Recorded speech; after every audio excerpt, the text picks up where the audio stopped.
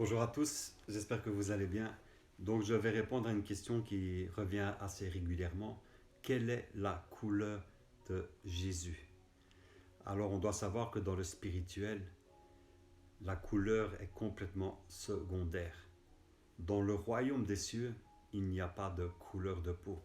Il n'y a que des corps célestes, des corps spirituels. Tout enfant de Dieu, tout être humain, le jour où son cœur va cesser de battre, il va mourir et son corps va retourner à la terre. Et son esprit va monter dans le royaume céleste. C'est pour vous dire que, avant de vous attarder sur une couleur de peau, sur l'origine d'une personne, attarde-toi plutôt sur la profondeur du message. Car quand Dieu est venu dans le monde, il n'est pas venu pour sauver ta couleur de peau. Il est venu pour sauver ton âme. Il a ouvert les bras à la croix de Golgotha pour le monde entier. Car quand tu ouvres les bras, c'est pour le monde entier.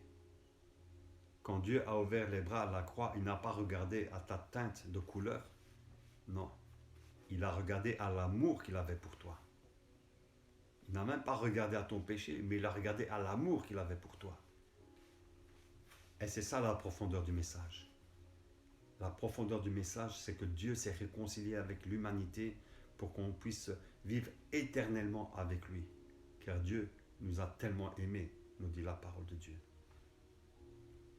Mais le prophète Daniel a une vision spirituelle et céleste. Dieu lui a fait la grâce de se révéler à lui. Et le prophète Daniel nous explique sa vision dans le chapitre 10 de Daniel au verset 6. Il nous dit ceci. Son corps était comme de la chrysolite, son visage comme l'aspect de l'éclair, ses yeux comme des flammes de feu, ses bras et ses pieds comme l'apparence du bronze poli, et le bruit de ses paroles comme le bruit de la multitude. Ici, même le prophète Daniel ne nous parle même pas d'une couleur charnelle. Ça n'a pas de sens. Mais il nous parle de son aspect de corps glorieux, de corps céleste. Quel être humain a la couleur de la chrysolite? Il n'y a pas. Et l'apôtre Jean, dans Apocalypse chapitre 1er au verset 14, il nous parle également de cette dimension spirituelle. Car lui, il l'a côtoyé physiquement, mais il nous parle de son aspect glorieux. Je vais vous lire ça dans Apocalypse chapitre 1er au verset 12. Alors.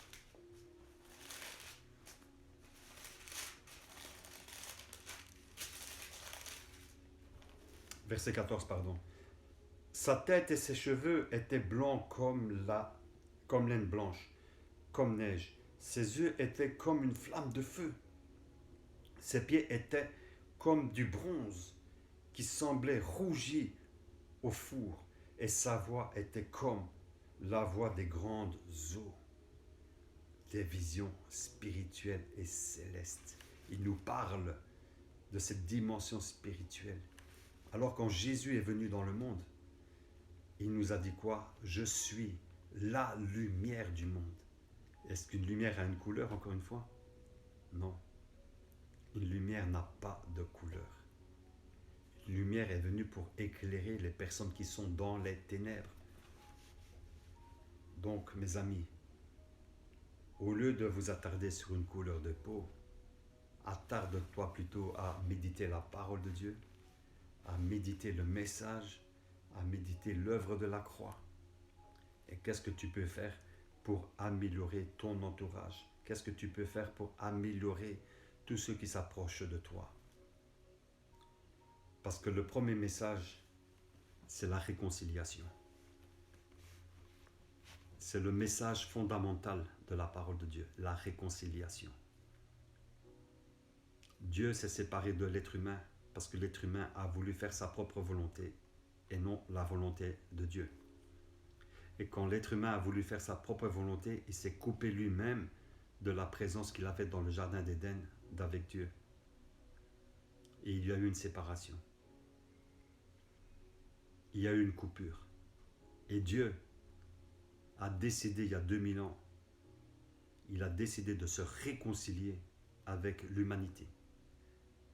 En venant dans le monde, Dieu a donné sa parole, Dieu a donné Jésus-Christ. Et Jésus-Christ s'est donné lui-même à la croix. Il s'est donné lui-même pour te sauver, par amour. Il n'est pas venu sauver une peau.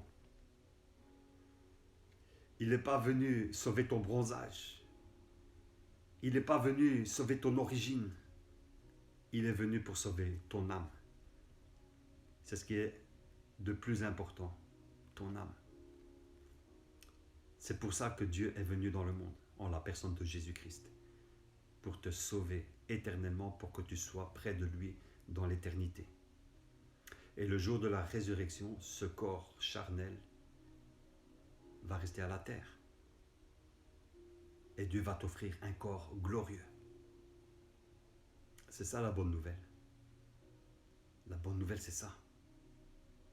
Alors de savoir si Jésus était noir, s'il était un peu moins noir, s'il était bronzé ou plus bronzé qu'un autre, qu'est-ce que ça peut t'apporter? Ça, c'est le monde.